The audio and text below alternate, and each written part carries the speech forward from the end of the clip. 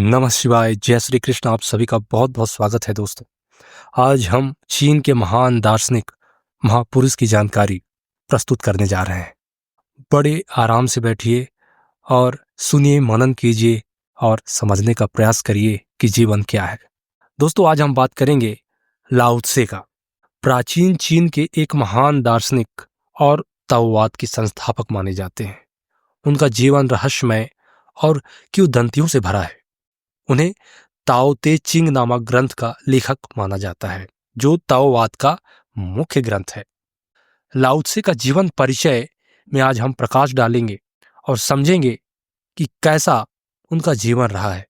लाओ त्से का जन्म 6ठी या 4ठी शताब्दी ईसा पूर्व माना जाता है। हालांकि इसकी कोई ठोस ऐतिहासिक पुष्टि नहीं है। चीन के चू राज्य में जन्मे थे। वे झोउ वंश में शाही पुस्तकालय के संरक्षक थे। कहा जाता है कि उन्होंने चीन छोड़कर पश्चिम की यात्रा की और एक पर्वत के द्वारपाल के अनुरोध पर ताओ ते चिंग लिखा। इसके बाद वे गायब हो गए और कोई नहीं जानता कि उनका अंत कैसे हुआ। लाओ त्से की शिक्षा और दर्शन पर आज हम प्रकाश डालते हैं। ताओवाद। लाओ त्से का दर्शन ताओ पर आधारित था। ताओ का अर्थ है मार्ग या सार्वभौमिक नियम, जो ब्रह्मांड को संतुलित रखता है।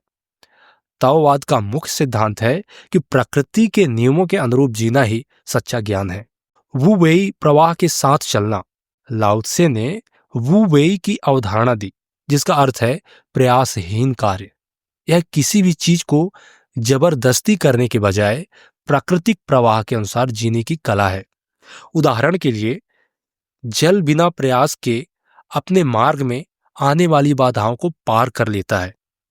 मनुष्य को भी अपने जीवन में जबरदस्ती संघर्ष करने के बजाय प्रवाह में रहना चाहिए। विनम्रता और सादगी की बात उन्होंने बताई। अहंकार, लालच और अत्यधिक महत्वाकांक्षा को छोड़ने का संदेश दिया। उनकी शिक्षा कहती है कि शांत, सरल और दयालु जीवन ही सच्ची खुशी देता है। उनके मेडिटेशन में हम प्रकाश डालते हैं। ताओवादिक ध्यान।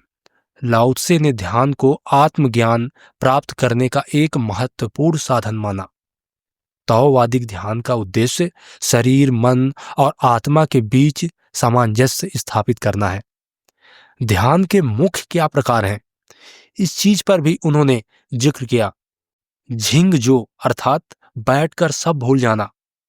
यह ध्यान की एक गहरी अवस्था है जिसमें व्यक्ति मन के सभी विचारों और इच्छाओं को छोड़कर शून्यता में प्रवेश करता है। इसका लक्ष्य वास्तविक ताओ से जुड़ना है। क्यूई गोंग ध्यान। इसमें सांस पर ध्यान केंद्रित किया जाता है और ऊर्जा को शरीर में संतुलित किया जाता है। यह शारीरिक और मानसिक स्वास्थ्य को सुधारने के लिए किया जाता है। ताई ची ध्यान। यह धीरे धीरे चलने वाले व्यायामों और ध्यान का मिश्रण है। इसका उद्देश्य ऊर्जा, संतुलन और दीर्घ आयु प्राप्त करना है। लाओ त्से के ध्यान पर विचार करने वाली बात यह है कि शांति से बैठो और विचारों को बहने दो। अपनी सांसों पर ध्यान दो, क्योंकि सांस ही जीवन है। प्राकृतिक रूप से जियो, खुद को जबरदस्ती मत बदलो। भीतर की शांति खोजो, बाहरी दुनिया के भ्रम में मत उलझो। लाओ त्से केवल एक दार्शनिक नहीं थे, बल्कि एक आध्यात्मिक गुरु भी थे। उनकी शिक्षाएं आज भी प्रासंगिक हैं, विशेष रूप से ध्यान और मानसिक शांति के लिए। उनका ताओवादिक ध्यान और वू वेई का सिद्धांत आज भी लोगों को आत्मज्ञान और संतुलन की ओर ले जाता है। अंत में एक बड़ी बात आप सभी को बताना चाहूंगा कि गीता में भगवान श्री कृष्ण कहते हैं कि सबके हृदय में स्थित मैं आत्मा हूं।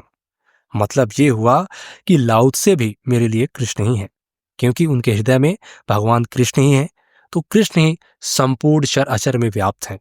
इसलिए कोई भी महापुरुष हो, कोई भी किसी भी देश का हो, वास्तव में वो कृष्ण ही है।